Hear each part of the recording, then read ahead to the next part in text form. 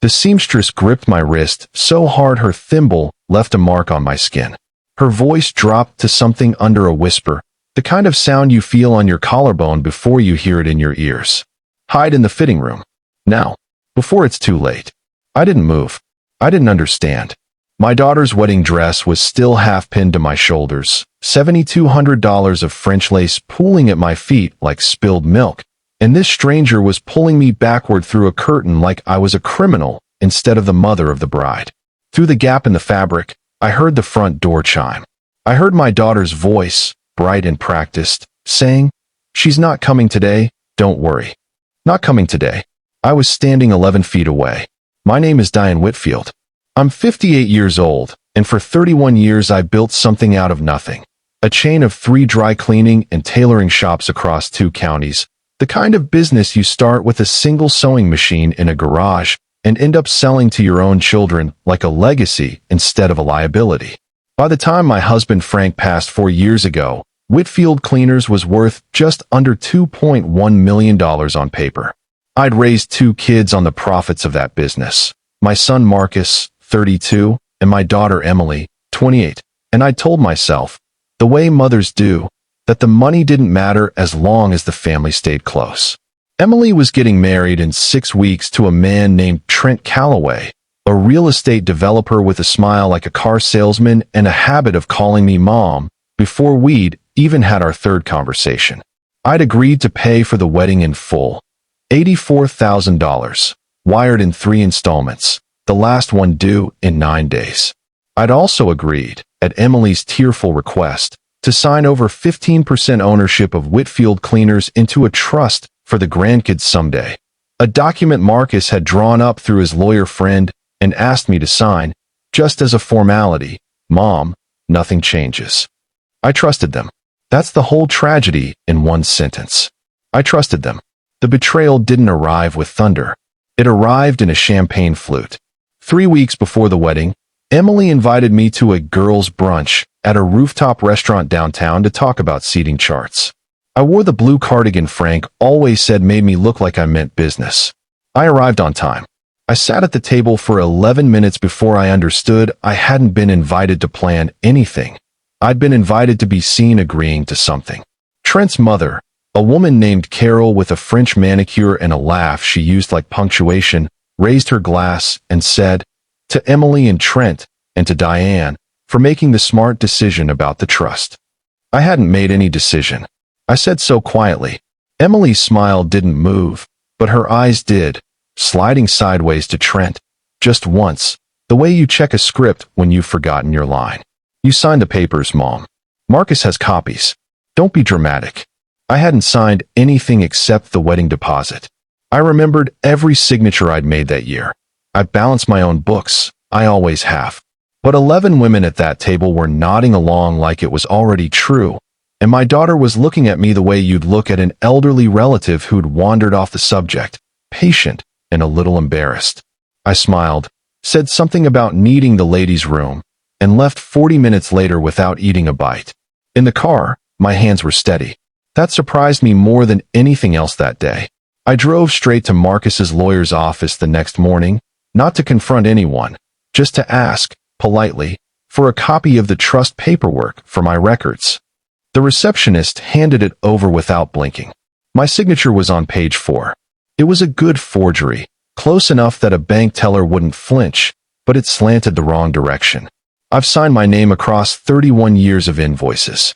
I know my own slant. I said nothing. I photographed every page instead, then drove to my actual accountant, a sharp, quiet man named Henry Osei who'd handled my books since 1997. Henry ran the trust documents against my real signatures and confirmed it in 9 words. "Diane, this was notarized, but not by you."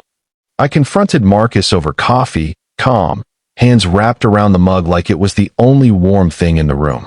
I asked him directly, "Did you forge my signature?" He didn't even blink.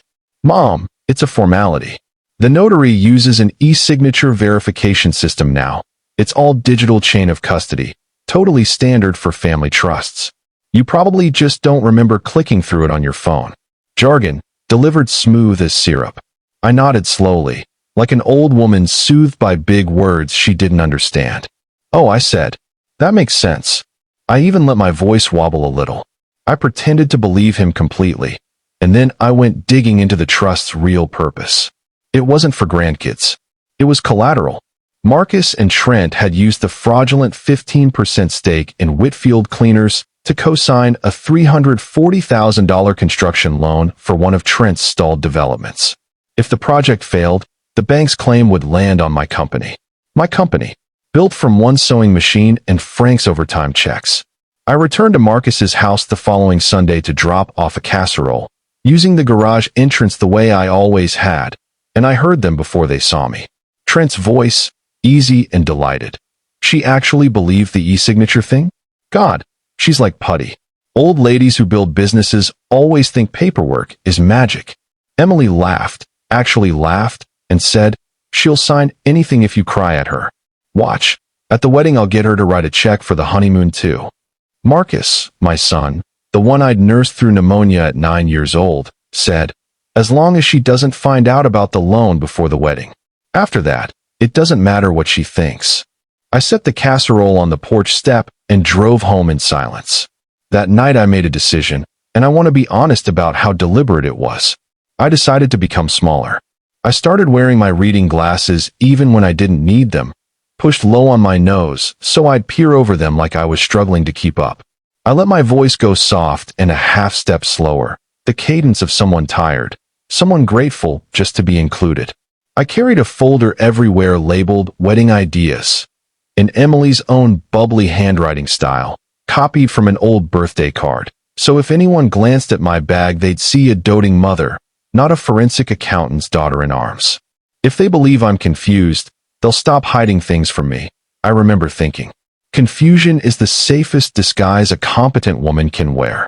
Frank used to say the same thing about negotiating with suppliers. Let them think you don't understand the contract, and they'll tell you exactly which clause to worry about. I called Marcus twice that week just to double-check the trust paperwork. I get so muddled with all this legal talk these days, sweetheart. He answered slower, kinder, more careless. Confusion had made me safe. Confusion had made me invisible. And invisible women hear everything. I set the bait on a Tuesday. I told Emily, in a trembling voice over the phone, that I'd found the original wedding fund paperwork in Frank's old filing cabinet, and that I wanted to bring the final $28,000 installment in cash instead of wire transfer. So there's no bank fees, dear. You know how your father was about fees. It was a lie built specifically to test whether they'd try to reroute that final payment somewhere other than the venue, toward the loan, toward Trent's collapsing development. I placed a small recorder, no bigger than a pack of gum, in the false bottom of the same Wedding Ideas folder, and I asked Henry to wire a marked test transfer of exactly $500 into the account Emily gave me for safekeeping the cash equivalent. Then I waited. 3 days later, at Sunday dinner at Marcus's house, my phone buzzed once against my thigh under the tablecloth, a text from Henry. Money moved to Callaway Development Group within 4 hours, confirmed. I kept eating my potatoes. I asked Marcus to pass the gravy. My hands did not shake. The rehearsal dinner was held at the Ashford Grand, 60 guests, string quartet, the whole performance of respectability Trent's family loved to stage. I wore the same blue cardigan from the brunch, on purpose. Emily stood to give a toast, and somewhere in the middle of thanking everyone who made this day possible, Trent leaned toward his mother and said, not quietly enough, "Just wait till Monday. The check clears, and this whole wedding pays for itself twice over." Carol laughed into her wine glass. Marcus grinned at his plate. I stood up. I didn't raise my voice. I have never needed to raise my voice to be heard. 31 years of quoting prices to men who assumed I didn't understand fabric taught me that stillness carries further than shouting ever will. "I'd like to say something too," I said, and the room quieted the way rooms do when someone calm asks for the floor. On March 14th, my signature was forged on a trust document giving away 15% of my company. I let that sit. That 15% was used as collateral for a $340,000 loan on the Callaway Meridian development, which, Henry, would you confirm the current status, has been in default for 6 weeks. Henry, seated at the back table where I'd invited him as an old family friend, nodded once. On Tuesday, I sent a test payment of $500 marked for the wedding fund. It arrived in Callaway Development Group's operating account within 4 hours. I turned to Emily. You told your future mother-in-law I'd made a smart decision about a trust one never signed. You told Trent I'd write a check for anything if you cried at me. I turned to Marcus. You told Trent it didn't matter what I thought once the wedding was done. I reached into the wedding ideas folder and pulled out the forged trust document, held it up so the string quartet could see it too, and tore it once, cleanly, down the middle. The sound was small. The room was not. 2 men in plain clothes who had been standing near the bar, detectives Henry had arranged, following the fraud complaint I'd filed the week before, stepped forward and asked Marcus and Trent to step outside to answer questions about the forged notarization. Trent's jargon had run out. Nobody has a smooth phrase for handcuff. 7 weeks later, on a night when the rain came down sideways and the streetlights flickered along my block, someone knocked at my door at 9:40 p.m. It was Emily. No coat. Hair flat against her face. She'd lost her apartment when the wedding fund clawback hit her joint account with Trent, and she stood on my porch with a duffel bag and an expression I hadn't seen since she was 7 and broke her arm falling off the porch swing. The one that says, "Fix this. Mom, you always fix this." "Mom," she said, "I have nowhere else to go." I stood in the doorway a long moment, the porch light catching the rain like static. "I hope you find somewhere warm, Emily," I said, calm, not cruel. "But it isn't going to be here. Not tonight. Not until you understand what trust actually costs." I closed the door, gently, the way you close a door on a room you've finished cleaning. Henry, who by then had become far more than my accountant, though neither of us rushed to name it, was in the kitchen when I turned around, 2 cups of tea already poured. "You did the right thing," he said. I sat down across from him and finally let my shoulders drop. The performance over, the folder retired to a drawer. "I know," I said. "It just took me 58 years to learn how. Here's what 31 years of building something from nothing taught me, and what 6 weeks of losing my daughter's wedding taught me twice as hard. The people who call you confused are usually the ones counting on it, and the quietest woman in the room is often the only one doing the math correctly. Love your family. Never stop verifying your paperwork. If someone in your life has ever underestimated you the way mine did, tell me about it in the comments. I read every one. And if this story meant something to you, hit like, subscribe for more calm dad and mom justice stories, and I'll see you in the next one.